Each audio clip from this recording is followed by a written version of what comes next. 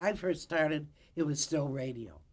And Al Jolson used to walk down the halls singing, and Eddie Cantor would come in, and uh, Johnny Hyde, and with Marilyn Monroe. Well, that was a little later. That wasn't in the first years, but I just there were only about 30, 35 people in the Coast office at that time. But the radio, most the deals were handled in New York or Chicago. All those shows were produced out here.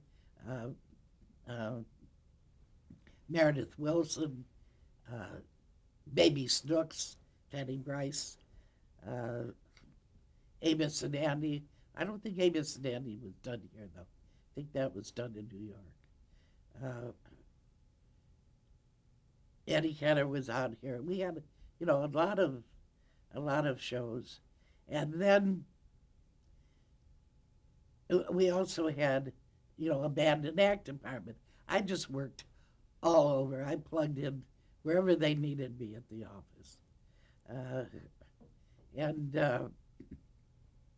then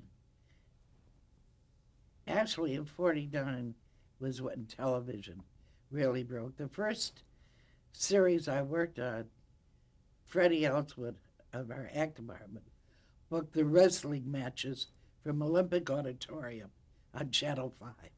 That was the first William Morris package show in television out here. In New York, we had the Show of Shows with Sid Caesar, Max Liebman. We had Danny Thomas.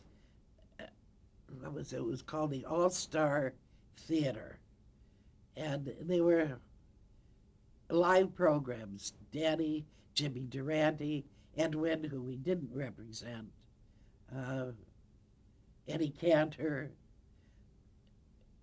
They were Saturday night shows, and they were done once a week. And what we would get on the coast was kinescope.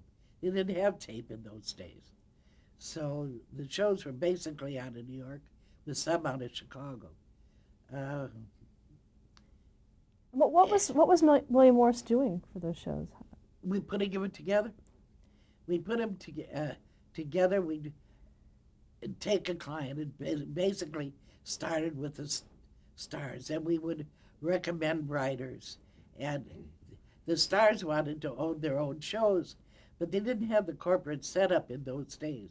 So William Morris formed two corporations. One was Stellar Enterprises in New York and Radio and Television Enterprises on the coast.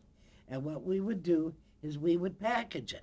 We would run the after contracts, the writers' contracts, the directors' contracts, and we do the accounting and that, but the clients owned the shows. And what we provided was a service for our 10% commission. And our commission was 10% of the license fee of the programs in those days.